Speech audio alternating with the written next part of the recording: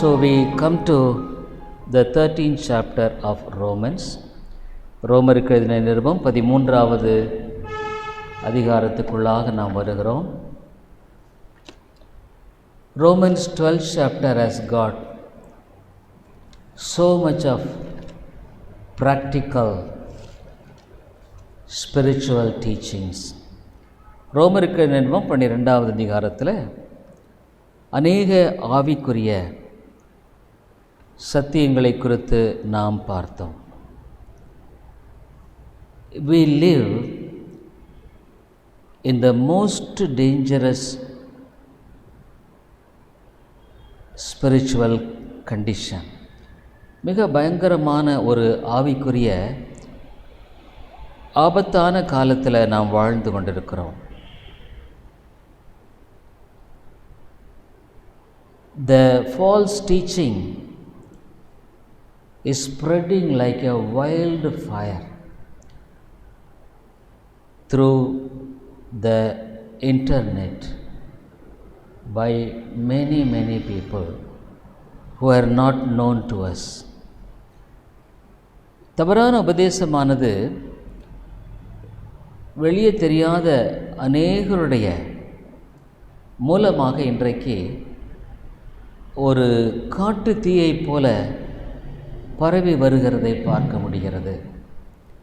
So when we see how much of false things are being practiced and being accepted by the people, நாம் அதையெல்லாம் பார்க்கும் பொழுது எவ்வளவு பொய்யான உபதேசங்கள் இன்றைக்கு அநேகரால் போதிக்கப்படுவதையும் அதை மக்கள் ஏற்று அதை பின்பற்றுவதையும் நாம் பார்க்க முடிகிறது. But what is the standard of all these things? இவைகள் எல்லாவற்றுக்கும் அளவுகோல் எது? தேவனுடைய வார்த்தை. So anything which is not contrary to God's word is the false teaching. தேவனுடைய வார்த்தைக்கு புறம்பானது தான் பொய்யான போதனைகள். In Romans 13th chapter, ரோமர் 13வது அதிகாரத்தில் St. Paul talks about the obedience to the government and the officials. ரோமர் 13வது அதிகாரத்தில் அரசாங்கத்துக்கும் அதிகாரிகளுக்கும் கீழ்ப்படிவதை குறித்து இங்கு பேசுகிறதை பார்க்கிறோம். The Lord Jesus Christ set an example even in this. இயேசு கிறிஸ்து இதில் கூட முன்மாதிரியை வைத்திருக்கிறதை நாம் அறிந்திருக்கிறோம். When people question Jesus Christ about paying the tax, வரி செலுத்துவதை குறித்து இயேசு கிறிஸ்துவினிடத்தில் கேட்டபொழுது அர்ச்சனா ராயனுடையதை ராயனுக்கும் தேவனுக்குரியதை தேவனுக்கும் செலுத்துங்கள் என்று சொல்லப்படுகிறதை பார்க்கிறோம். Oh, what are the things which we owe to the king? Let it be paid to him. What are all the things which are owed to God? Let it be paid to God. So Jesus Christ is the model for a Christian. அப்போ இயேசு கிறிஸ்து தான் ஒரு கிறிஸ்தவனுக்கு முன்மாதிரி. There is no other greater model than Jesus Christ. இயேசு கிறிஸ்துவை விட மேலான ஒரு முன்மாதிரி என்பது கிடையவே கிடையாது.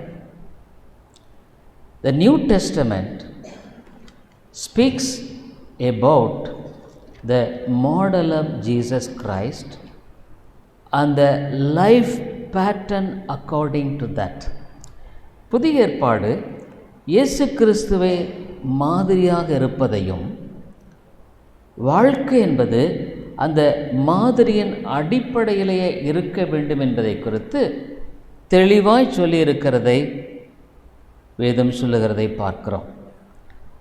Hebrew 12th chapter 1st verse, எபிரேயருக்கு எழுதின நிருபம் 12வது அதிகாரம் 1வது வசனம். Hebrew 12th chapter and the 1st verse. Wherefore, seeing we also are compassed about with so great a cloud of witnesses, let us lay aside every weight and the sin which doth so easily beset us. On the one hand, there are sins which are always try to dominate us, probably which tries to make us incline and deviated to that. இந்த உலகத்தில் நம்முடைய வாழ்க்கையில் நாம் திசை திருப்பும்படியான சில பாவங்கள் may not be too big a sin, பெரிய பாவன்றது இல்லை, but they are hindering us freely in following the path of the Lord Jesus Christ. இயேசு கிறிஸ்துவின் வழியில் நாம் நடக்க வாழக்கூடாதபடிக்கு நம்மை தடை செய்கிற காரியங்கள். On the other hand, so many weights. இன்னொரு பக்கத்தில் பல பாரங்கள், cares of the world, உலகத்தினுடைய கவலைகள். The deceitfulness of riches, ஐஸ்வரியத்தின் மயக்கம். These things are on the other hand try to pull us aside in following straightly looking at Jesus Christ.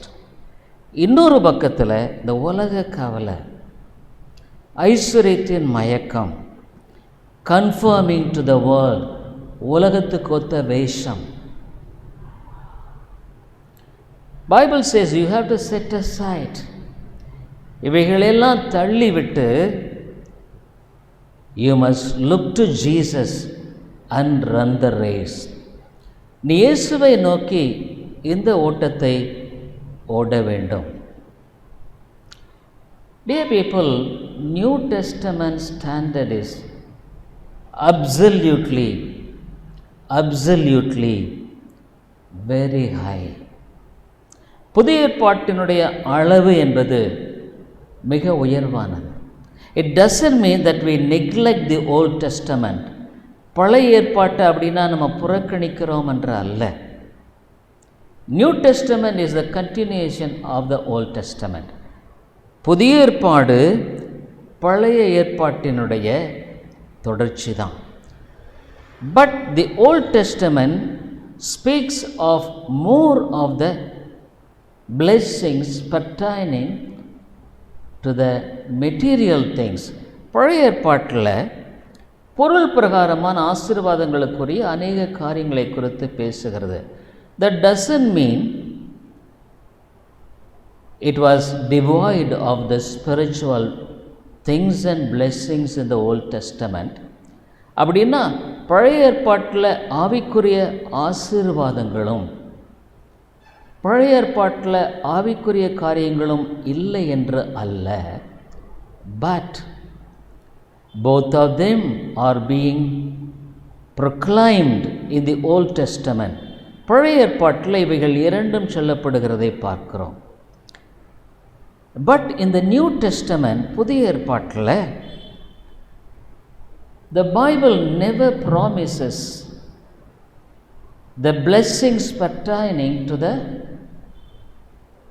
material things. பொருள் பிரகாரமான ஆசீர்வாதத்தை குறித்து புதிய ஏற்பாட்டில் நாம் பார்ப்பதில்லை. That doesn't mean that we have to we have to suffer and suffer and suffer. அப்படின்னா நம்ம கஷ்டப்பட்டு வாழணுன்றதில்லை. But God says, what are all the things that you need, I will supply. உனக்கு தேவை எதுவோ அதை நான் கொடுக்கிறேன். So only the things which are needed for our physical sustenance, ஆவிக்குரிய பிரகாரமாக நாம் வாழக்கூடிய வாழ்க்கைக்கு தேவையானதை ஆண்டவர் கொடுக்கிறேன்னு சொல்றார்.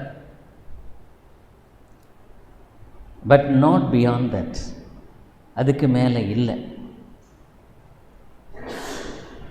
So we see that the New Testament standard is absolutely very high.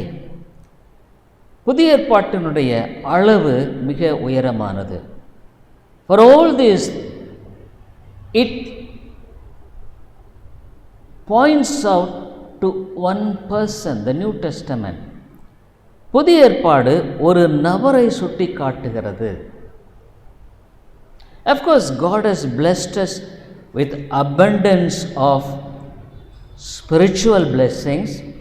In Ephesians we read, எபேசியரில் நாம் வாசிக்கிறோம், ஆண்டவர் ஆவிக்குரிய சகல ஆசீர்வாதத்தினாலும் ஆசீர்வதித்திருக்கிறார். Fullness of the spiritual blessings could be obtained as God has provided for us. ஆண்டவர் ஆவிக்குரிய அதிகமான ஆசீர்வாதங்களினால நமக்கு கொடுத்திருக்கிறபடியினால் அவைகளை பெற்று வாழக்கூடிய ஒரு வாழ்க்கையை ஆண்டவர் வாக்கு பண்ணியிருக்கிறார். பட் above all, எல்லாத்துக்கு மேலாக Jesus Christ is the greatest blessing in the New Testament. புதிய ஏற்பாட்டில் இயேசு கிறிஸ்துவே மிகப்பெரிய ஆசீர்வாதம். The greatest gift is Jesus Christ. இயேசு கிறிஸ்துவே மிகப்பெரிய ஈவாக இருக்கிறார். All the blessings, all the spiritual blessings we get is all through the Lord Jesus Christ. இயேசு கிறிஸ்துவின் மூலமாக இந்த ஆவிக்குரிய எல்லாவற்றையும் நாம் பெற்று அனுபவிக்கிறவர்களாய் காணப்படுகிறோம். So your relationship with Jesus is the only criteria to measure your standard of Christian life. உன்னுடைய ஆவிக்குரிய வாழ்க்கையினுடைய அளவுகளை எல்லாவற்றையும் நிதானிப்பதற்கு ஒன்று தான் அளவுகோல். அது என்னன்னா, உனக்கும் இயேசுவுக்கும் உள்ள சம்பந்தம் என்ன? What is the relationship between you and Jesus? Jesus demands that he should be the first and last. இயேசு கிறிஸ்து சொல்லிட்டாரு, நான் தான் முதல்ல. Anybody who loves his mother, father more than me, he is not worthy of me. என்னை காட்டிலும் எதையும் தகப்பனையோ தாயோ நேசித்தா எனக்கு பாத்திரன் அல்ல. So the real Christianity and the real Christian is the one in whom Jesus Christ is the primary one in his life. ஆகவே இயேசு கிறிஸ்து தான் அவனுடைய வாழ்க்கையினுடைய அதிமுக்கியமான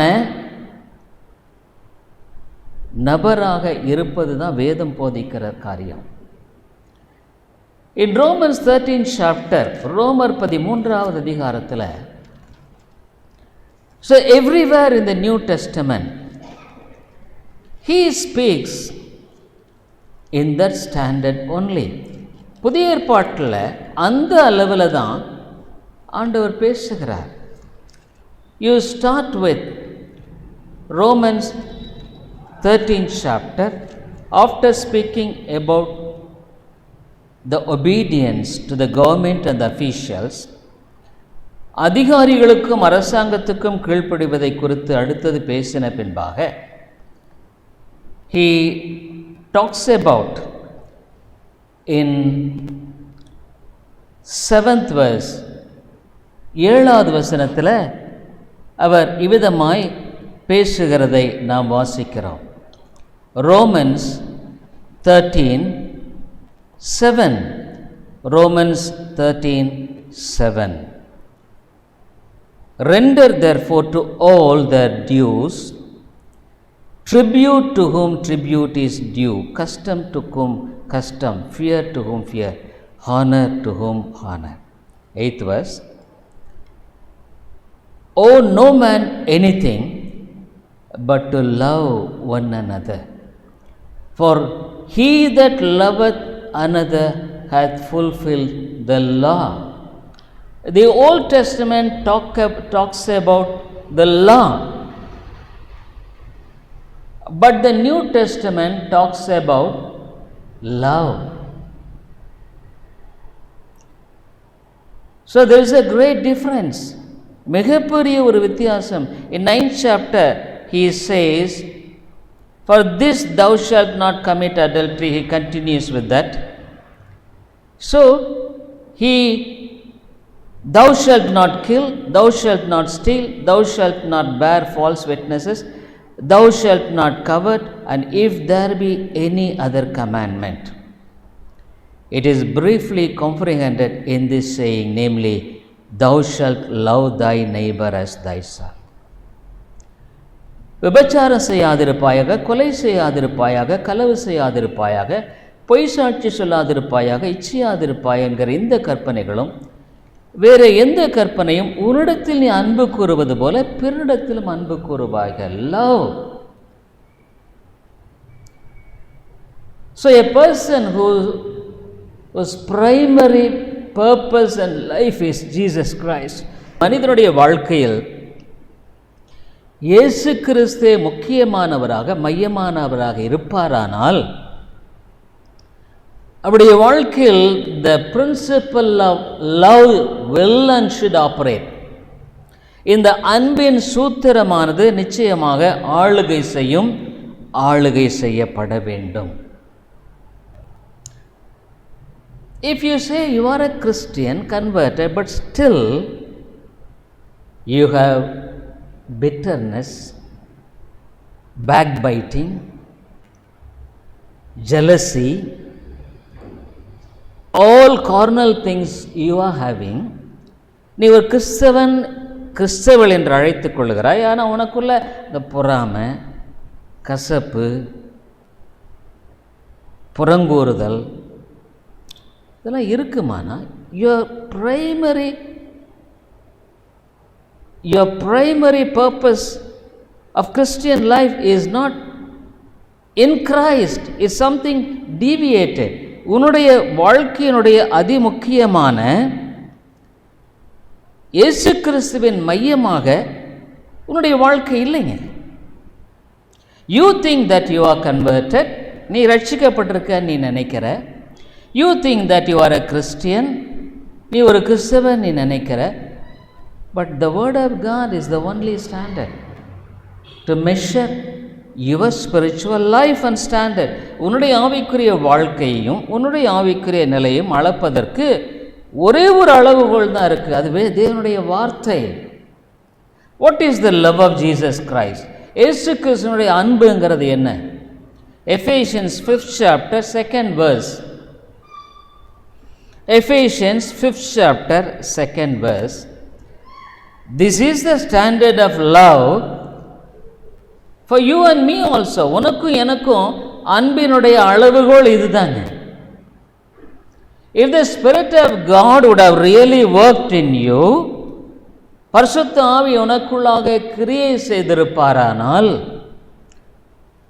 if you are saved, நீ ரட்சிக்கப்பட்டிருப்பாயானால், if the Spirit of God is dwelling in you, பரிசுத்த ஆவியா உனக்குள்ளாக வாசம் பண்ணுவாரானால், the transformation of the Spirit of God should take place. பரிசுத்த ஆவியானவருடைய மறுரூபமாகுதல் உனக்குள்ளாக நடைபெற வேண்டும். Ephesians 5th chapter 2nd verse. And walk in love, அன்பிலே நடந்து கொள்ளுங்கள், சொல்கிறாரு, அன்பில் நீங்கள் நடந்து கொள்ளணும். அதுக்கு ஒரு அளவுகோல் என்ன சொல்கிறாரு? As Christ also hath loved us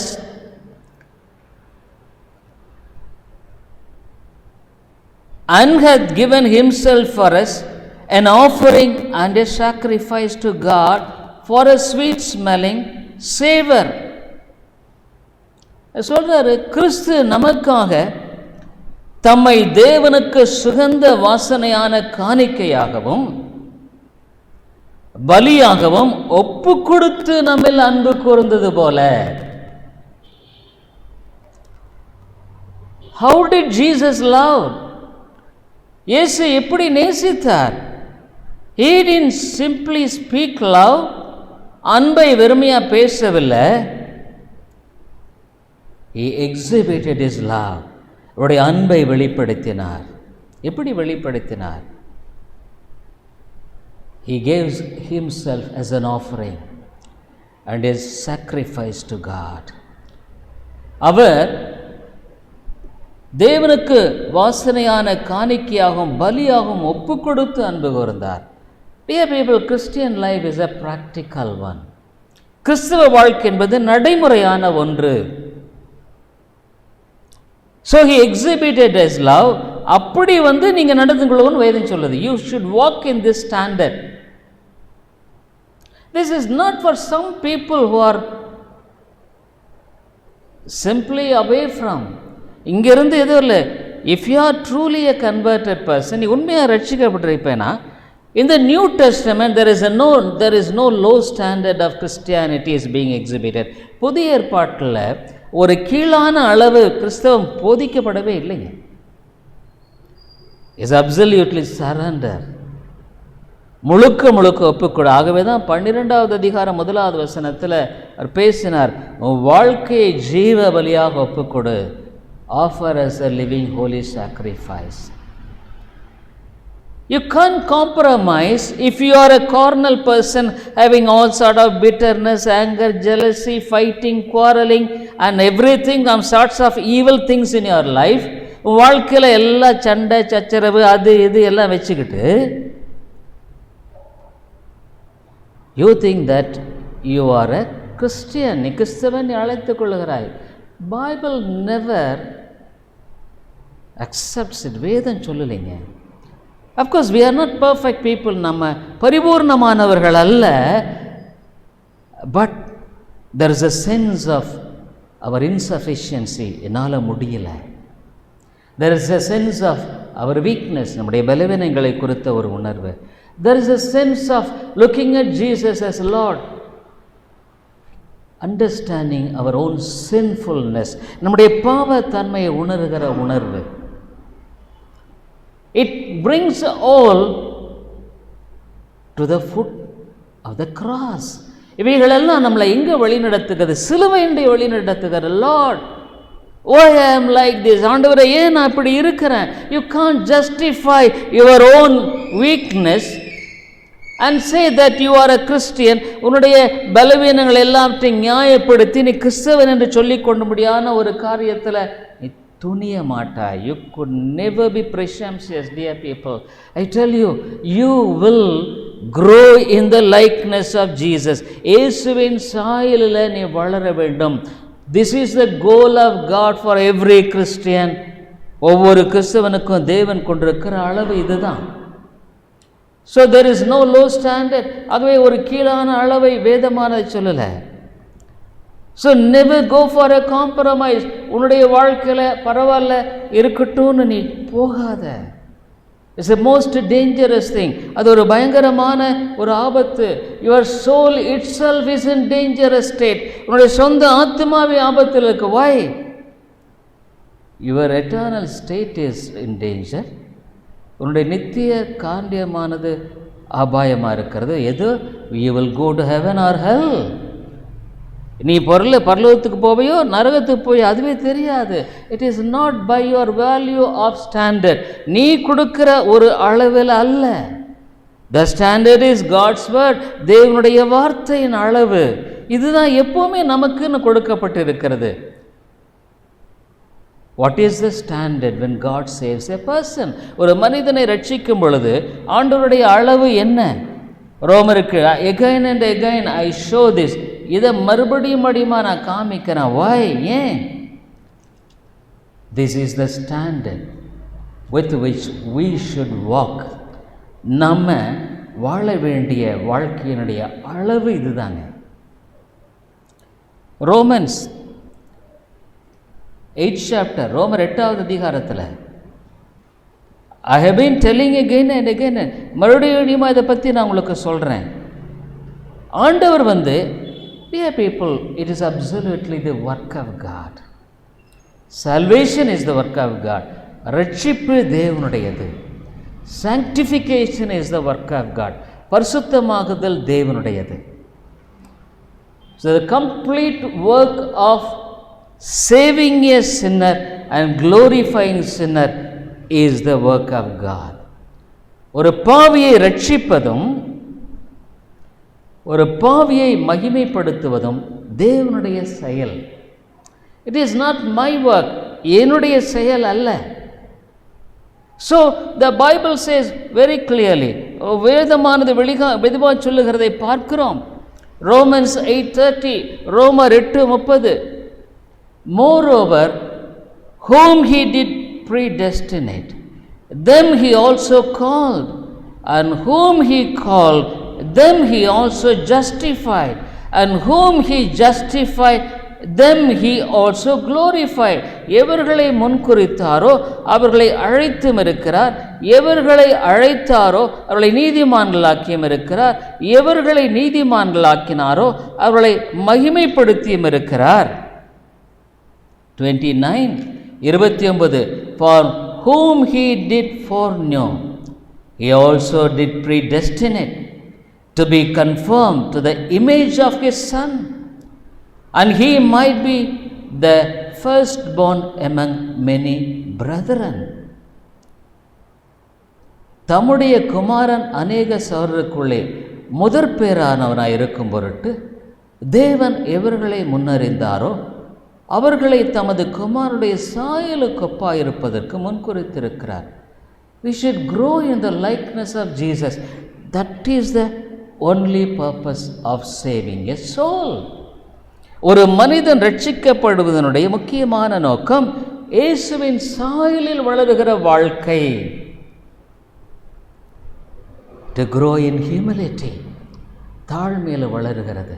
When you understand our own sinfulness, நம்முடைய பாவத்தன்மையை உணரும் பொழுது there is a standard, ஒரு அளவு இருக்கிறது. But when I see the standard, I am ashamed as how too far I am with that standard of God. தேவனுடைய அளவில் நான் எவ்வளவு தூரமாக இருக்கிறேன். We really humble ourselves to God. தேவனுக்கு முன்பாக நம்மை தாழ்த்துகிறோம். Instead of judging others, மற்றவர்களை நியாயம் தீர்ப்பதற்கு பதிலாக we really judge ourselves, but not to be condemned, but to humble ourselves. நம்மை நாமே நியாயம் தீர்க்கிறோம். தேவனுடைய அளவை பார்த்து, ஆண்டவரே எவ்வளவு நான் கீழாக இருக்கிறேனே, help me O God, ஆண்டவரே எனக்கு நீர் உதவி செய்யும். So there is definitely, it is not my work, என்னுடைய வேலை அல்ல. The Spirit of God worketh in me to will and to do His good pleasure. பரிசுத்த ஆவியானவர் எனக்கு அந்த விருப்பத்தையும் செய்கையும் கொடுக்கிறார். If He does that, அவர் அப்படி செய்வாரானால், the work that He does, அவர் செய்யும்படியான கிரியை என்பது is a wonderful work, அற்புதமான கிரியை. The transforming a sinner into a saint, ஒரு பாவியை பரிசுத்தவானாக மாற்றுவது. So dear people, God Himself offered as a sacrifice. தேவன் இவ்வளவு பெரிதாக தன்னையே பலியாய் ஒப்புக் கொடுத்தார். Such a great sacrifice, such a price paid for me. எனக்கு அவ்வளோ பெரிய ஒரு தியாகம், எனக்காக அவ்வளோ பெரிய ஒரு கிரயம். So how could I really exhibit to show that I value such a sacrifice, such a great Savior died for me? எவ்வளோ பெரிய ஒரு தியாகம், எவ்வளோ பெரிய ரட்சகர் எனக்காக மரித்திருக்கிறார்னு சொன்னால் அதை நான் எப்படி விலை மதிக்கிறேன்? How do I value it? அதை எப்படி விலை மதிக்கிறேன்? Is it just saying that I am a Christian and just living for the world? நான் கிறிஸ்தவன் சொல்லிட்டு உலகத்துக்காக வாழுகிறது இல்லையா? Not being careful about my sanctification, என்னுடைய பரிசுத்தமாகுதலை ஒரு கவனமாக இருக்காமல் வாழ்கிறது. Lingering in the same sin of pride and arrogance for so many years, அந்த பெருமை, அந்த அகம்பாவம், இதெல்லாம் பல வருடங்கள். The same type of anger, jealousy, bitterness, so many years. I don't say that you are much changed there than more than some years ago, even before you came to know God. ஆண்டவரை அறியறதுக்கு முன்னால் அநேக வருஷத்துக்கு முன்னால் நீ இருந்த நிலையில் இப்போ எந்த அளவுக்கு பெரிதான மாற்றம் உனக்குள்ளே இருக்குன்னு என்ன சொல்ல முடியுதுன்னு கேட்குறேன். We have to think about this. This is the Bible, தான் வேதம் சொல்லுகிறது. You have to count it. அதை நீ கணக்கிடணும். So God says He offered Himself and love, so we should walk in that love. அதான் வேதம் சொல்லுகிறது. இந்த அன்பிலே நடந்ததை போல. Do you have love for the Lord? ஆண்டவரை நான் நேசிக்கிறேனா? We know the commandment. So Romans 8 chapter 13 chapter, ரோமர் 13வது அதிகாரத்தில் அதைத்தான் இங்கே சொல்கிறார்.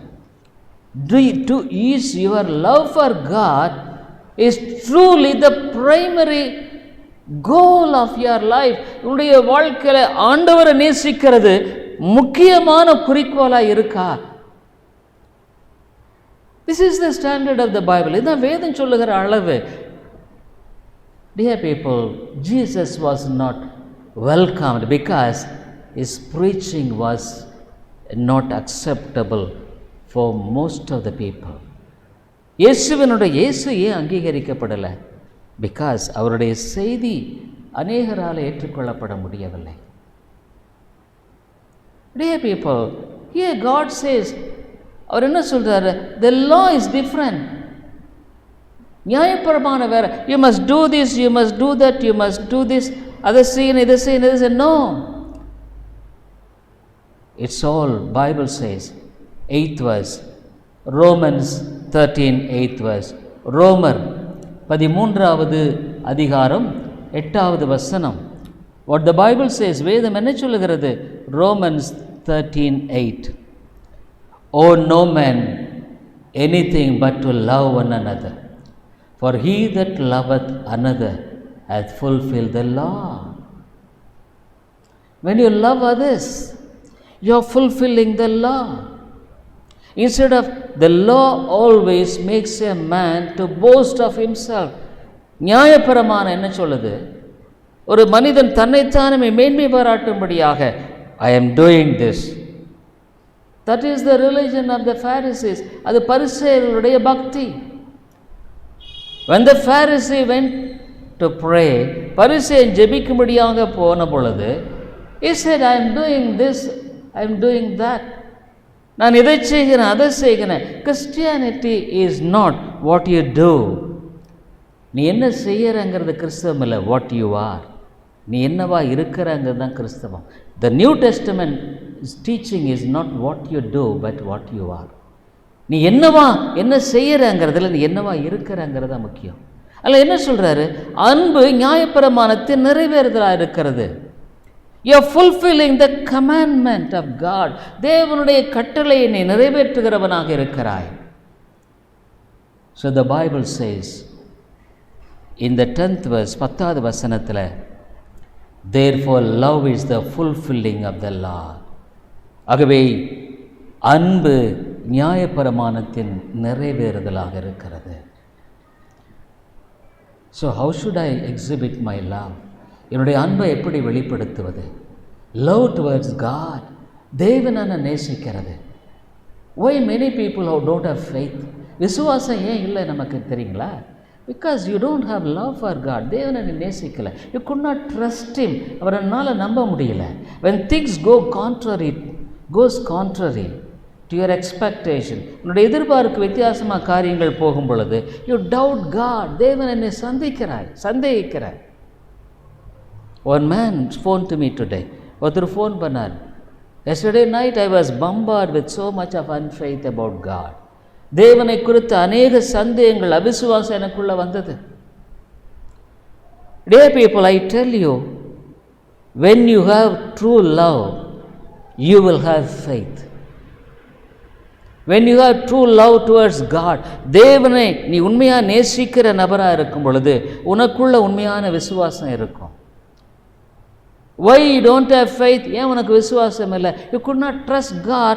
தேவனை உன்னால் நம்ப முடியல. Why? You don't love him.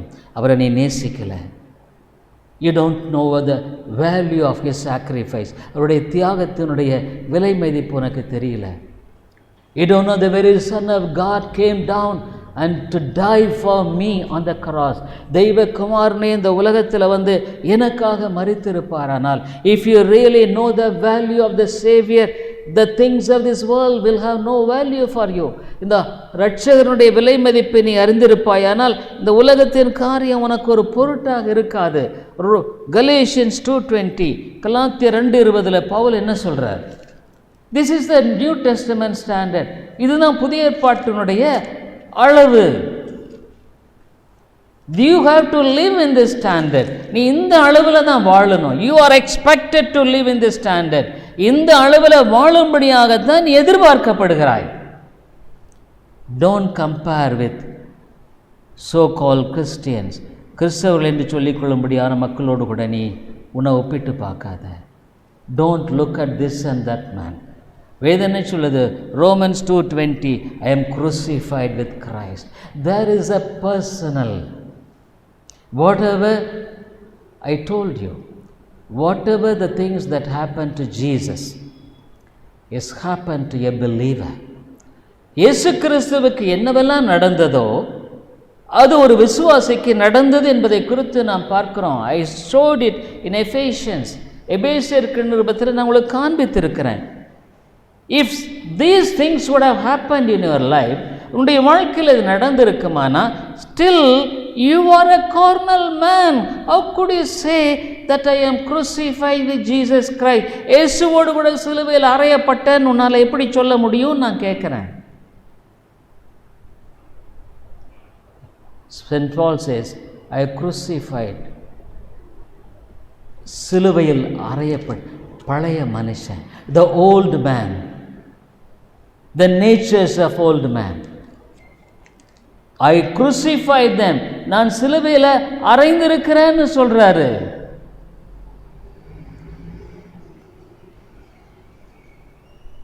Galatians 6th chapter, கலாத்தியர் 6வது அதிகாரத்தில் பவுல் என்ன சொல்றாரு?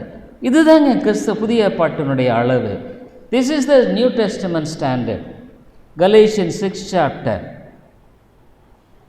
14th verse, 14வது வசனம். Galatians 6:14. What he says?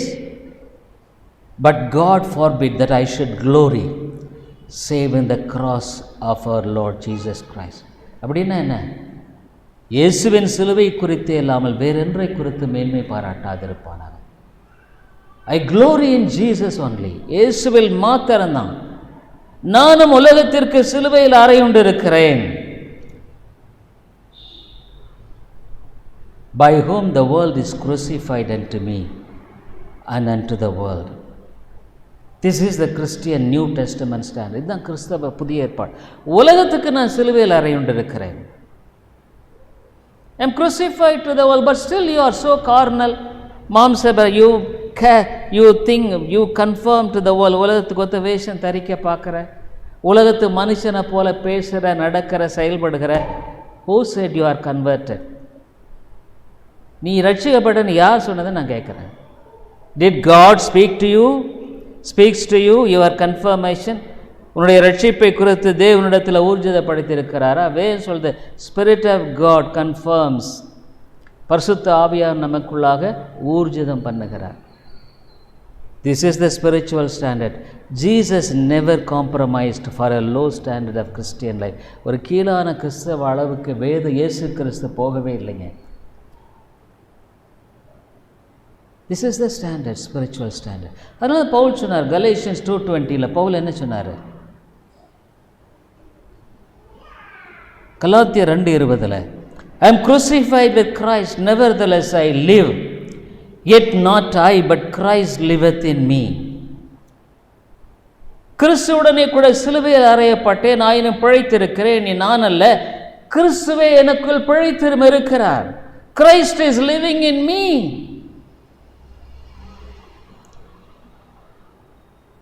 Is he just idly sitting? ஏதோ சும்மா உட்கார்ந்துட்டு இருக்காரா? Could you not hear the voice of Jesus in your life? அவனுடைய வார்த்தை சத்தம் உனக்கு கேட்கலையா?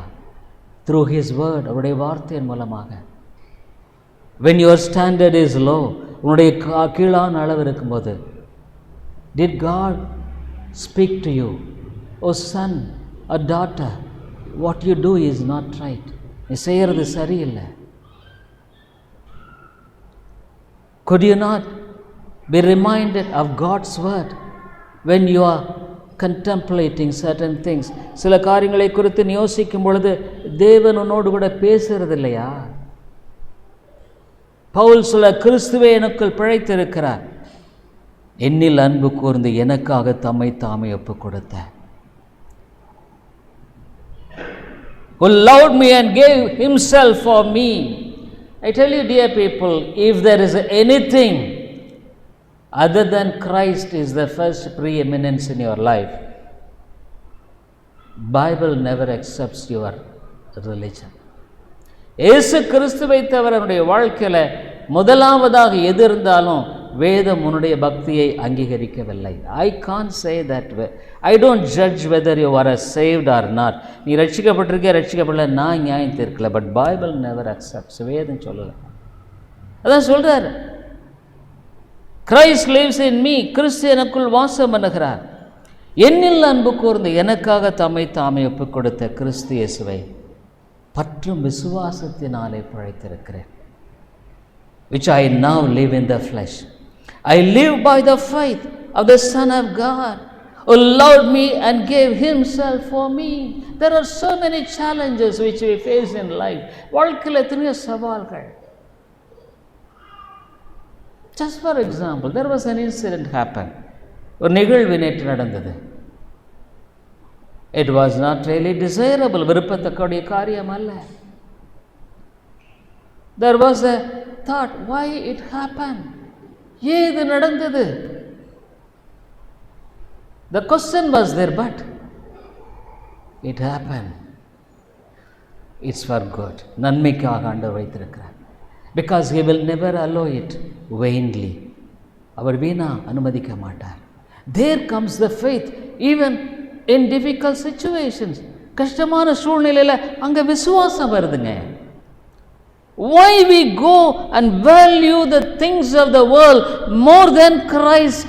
கிறிஸ்துவை விட இந்த உலகத்தின் காரியங்களை ஏன் நம்ம அதிகமாக விலை மதிக்கிறோம்?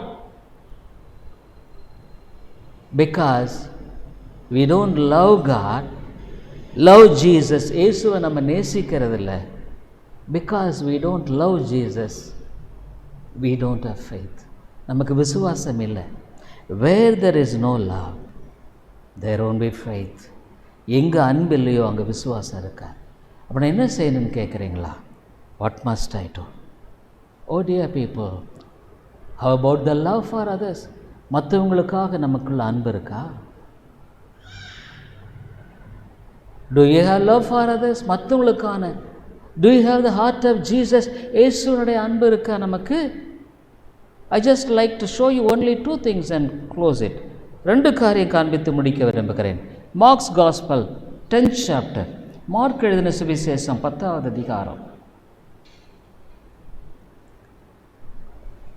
21st verse, 21வது வசனம். Then Jesus, beholding him, loved him and said unto him, one thing thou lackest. Go thy way, sell whatsoever thou hast, and give to the poor, and thou shalt have treasure in heaven. and come, take up the cross and follow me. Dear people, Jesus loved.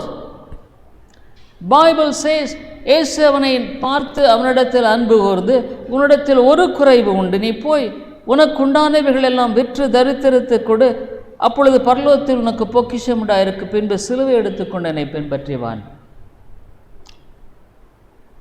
It seems very hard. ரொம்ப கஷ்டமாக இருக்கு. எவ்வளோ சொத்து, he was such a rich man, அவ்வளோ பெரிய பணக்காரன். Jesus said, sell them all and give it to poor. அவைகளெல்லாம் விட்டுட்டு தரித்திரது கொடு, அதோடு கூட நில்லல. Take up the cross and follow me. சிலுவை எடுத்துட்டு என்ன பின்னால் வாண்டார்.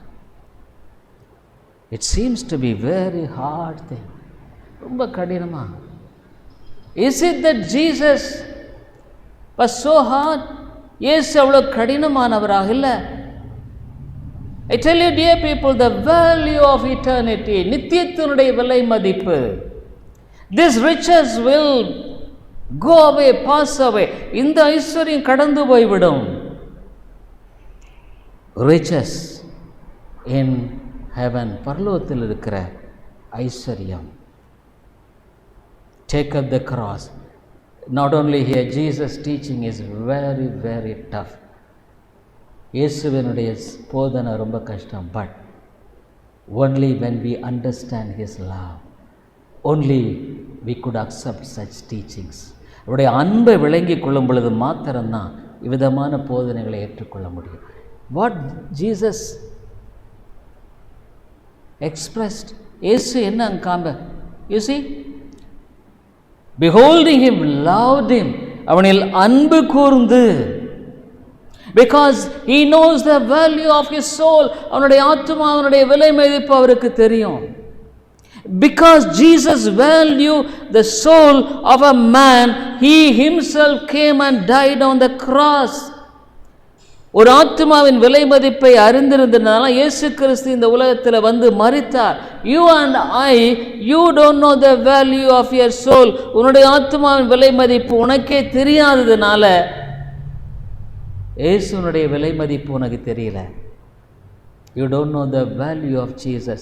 You don't know the things which Jesus did. You don't know the value of it. இயேசு செய்த காரியத்தினுடைய விலை மதிப்பு உனக்கு தெரியல. Luke's Gospel 19th chapter, look எழுதின சுவிசேஷம் 19வது அதிகாரம் 41 41வது வசனம். And when he was come near, he beheld the city and wept over it. அவர் சமீபமாய் வந்து நகரத்தை பார்த்து அதற்காக கண்ணீர் விட்டு அழுது. Why should Jesus weep over a disobedient city? ஒரு கீழ்ப்படியாத ஒரு பட்டணத்தை பார்த்து ஏங்க இயேசு அழுகணும்? Why should Jesus wept over the people who opposed him? அவரை எதிர்த்த மக்களை பார்த்து அவர் ஏன் கண்ணீர் விட்டு அழுகணும்? Why should he weep over the people who hated him? அவரை வெறுத்த மக்களை பார்த்து அவர் ஏன் கண்ணீர் விடணும்? Love. You can't separate love from Christ. கிறிஸ்துவனிடத்திலிருந்து அன்பை பிரிக்க முடியாது. Jesus is love. இயேசு அன்பாக இருக்கிறார். Dear people, living for God is something different. ஆண்டவருக்காக வாழுகிறதுங்கிறது வித்தியாசமானதுங்க. New Testament is completely exhibits something which demands you to lay your life on the altar. புதிய ஏற்பாடு ஒரு வித்தியாசமானது. ஏன்னு கேட்டால் உன்னை பலிபீடத்தில் வைக்கும்படியாக அழைக்கிறது. You could see the symbol that Jesus died on the cross as the lamb was being offered in the altar in the Old Testament. பழைய ஏற்பாட்டில் சிலுவையில் இயேசு கிறிஸ்து பலியாய் செலுத்தப்பட்டதனுடைய நிழலாக காட்டப்பட்டதாக காணப்படுகிறது. In the New Testament, you are called to put yourself on the altar like Jesus. இயேசுவை போல பலிபீடத்தில் நீ கிடத்தப்படும்படியான பக்தியைத்தான் புதிய ஏற்பாடு போதிக்கிறது. The New Testament talks of being laid on the altar. Here everything. அதைத்தான் சொல்லுது. That is ஜீவ பலியாக ஒப்பு கொடுக்க, as a living sacrifice. There is no less. I know as the teaching of Jesus is not being accepted, this teaching also could not be accepted by many people. இயேசுவினுடைய போதனை எப்படி ஏற்றுக்கொள்ளப்படவில்லையோ அதைப்போல இந்த போதனை அநேகரால் ஏற்றுக்கொள்ளப்பட முடியாது. But it's pertaining to your soul. இதனுடைய ஆத்துமாவை பற்றியது. If you really value the sacrifice of Jesus on your behalf, என்னுடைய பட்சமாக இயேசு கிறிஸ்து செலுத்தின அந்த பலியினுடைய விலை மதிப்பை நீ அறிந்திருப்பாயானால். That's why in Romans 13 chapter, ரோமர் 13 தான் சொல்லப்படுகிறது, when you love others, மற்றவர்களை நீ நேசிக்கும் பொழுது, you will fulfill the law, நீ பிரமாணங்களை நிறைவேற்றுவாய். You will not be the person who is trying to exalt before others. மற்றவங்களுக்கு முன்னே ஒன்றும் உயர்த்தும்படியாக நீ அக்கறையாக இருக்க மாட்ட. You will never think that you are a better person than others. மற்றவர்களோட நீ மேலானவன் உன்னை நினைக்க மாட்ட. You will follow the footsteps of the path of the cross. சிலுவையின் வழியின் வழித்தடத்தில் உன்னை நீ வைத்து, you will pray for others, மற்றவர்களுக்காக ஜெபிப்பாய். You will shed tears for others, மற்றவர்களுக்காக நீ கண்ணீர் விடுவாய்.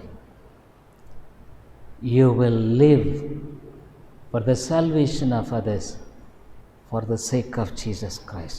இயேசு கிறிஸ்துவின் நிமித்தமாக மற்றவருடைய ரட்சிப்புக்காக நீ வாழுவாய்.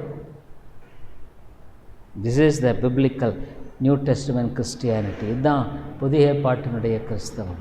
Let's pray. ஜெபிப்போம். Father, the word of God is not changed. தேவனுடைய வார்த்தை மாற்றப்படவில்லை.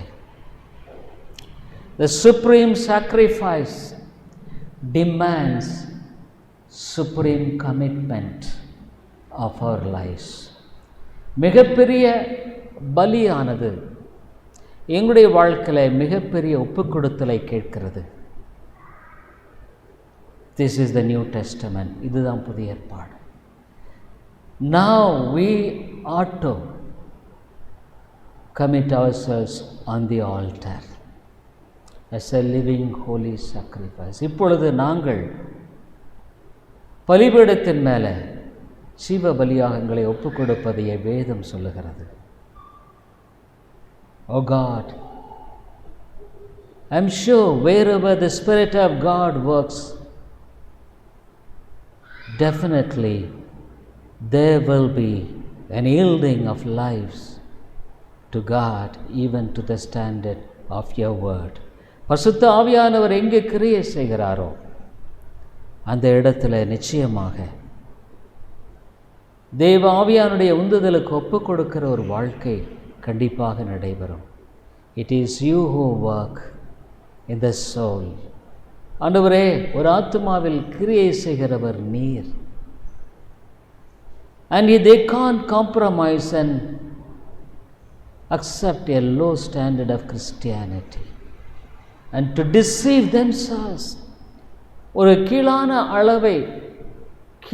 அளவில் கிறிஸ்தவத்தை ஏற்றுக்கொண்டு தங்களை தாங்களே அவர்கள் ஏமாற்றிக்கொள்ள முடியாது.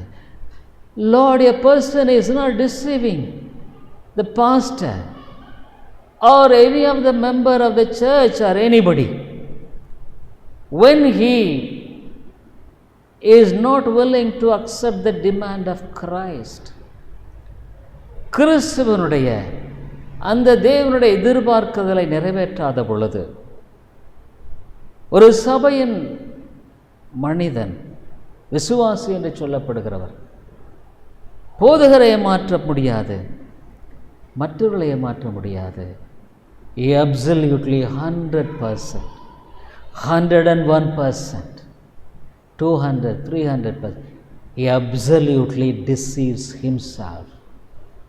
அவன் தன்னைத்தானே 100% ஏமாற்றிக் கொள்ளுகிறான். Lord, I pray that nobody should be doomed. Nobody should be doomed of himself. ஒருவரும் தன்னைத்தானே தங்களாகவே ஆக்கினையை தங்களுக்கென்று வருவித்துக் கொள்ள வேண்டாம். ஆண்டவரே, this precious soul, விலையேற பெற்ற ஆத்துமா, oh God, how you wept over Jerusalem, எருசலேமை பார்த்து கண்ணீர் விட்டீர். How you really literally wept for the young man because you loved him and warned him. And when he turned back, I'm sure it would have grieved your heart very much. அந்த ஐஸ்வர்யமான வாலிபன் அவன், ஆண்டவரே, நீ சொன்னதை கேட்டு ஏற்றுக்கொள்ளாத பொழுது திரும்பி போன பொழுது உம்முடைய இருதயம் எவ்வளவாய் வேதனைப்பட்டு இருக்கக்கூடும். ஆண்டவரே, ரட்சிக்கப்படுகிறவர்கள் சில பேர் தான் என்பது எவ்வளோ உண்மை. only few will be saved. How true it is. But we can't preach a lower standard of Christianity, just pleasing men, because Jesus never went for such a preaching. மக்களை பிரியப்படுத்தும்படியாக ஒரு கீழான அளவின் போதனையை போதிக்க முடியாது. இயேசு அவ்விதமான போதனையை செய்யவில்லை. Lord, we can't really live up to this standard. Absolutely we are helpless. இந்த அளவில் நாங்கள் வாழ முடியாது, முற்றிலும் உதவியற்றவர்கள்.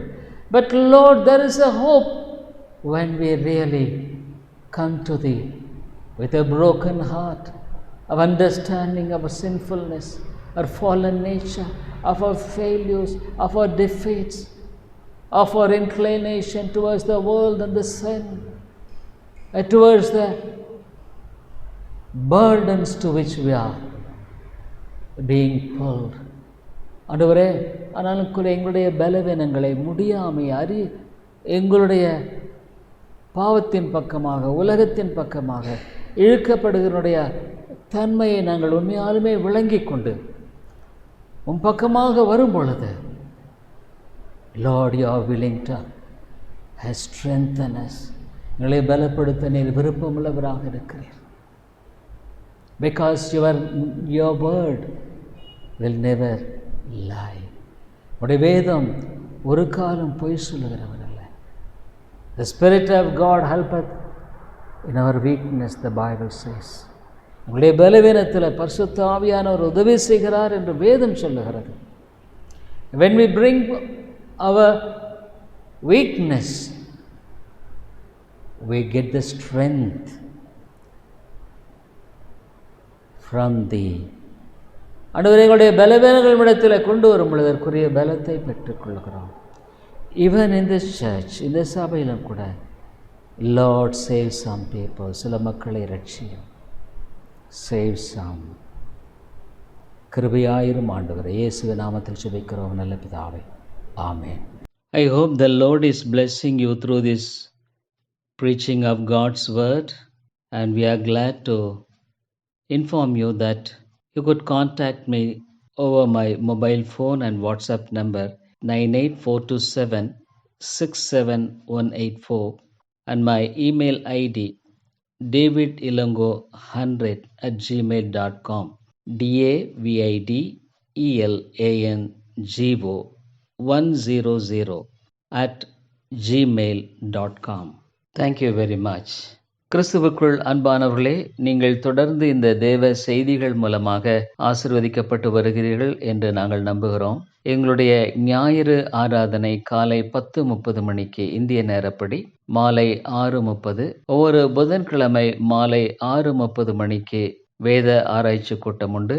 இந்த கூட்டங்களில் நீங்கள் ஆன்லைனில் கலந்து கொள்ள உங்களை அன்போடு கூட அழைக்கிறோம். மேலும் உங்களுடைய ஆவிக்குரிய பாரங்களை நீங்கள் தயவுசெய்து எங்களோடு கூட பகிர்ந்து கொள்ளலாம். இன்னுமாக உங்களுக்கு ஆவிக்குரிய ஆலோசனை அல்லது இந்த சத்தியத்தை குறித்த தெளிவோ அல்லது விளக்கமோ தேவையானாலும் கூட என்னோடு கூட நீங்கள் தொடர்பு கொள்ளலாம். என்னுடைய வாட்ஸ்அப் எண் இன்னுமாக மொபைல் எண் 9842767184 9842767184. இன்னுமாக நீங்கள் இமெயிலில் தொடர்பு கொள்ள வேண்டுமானால் என்னுடைய இமெயில் ஐடி davidilongo100@gmail.com davidELANGO100@gmail.com.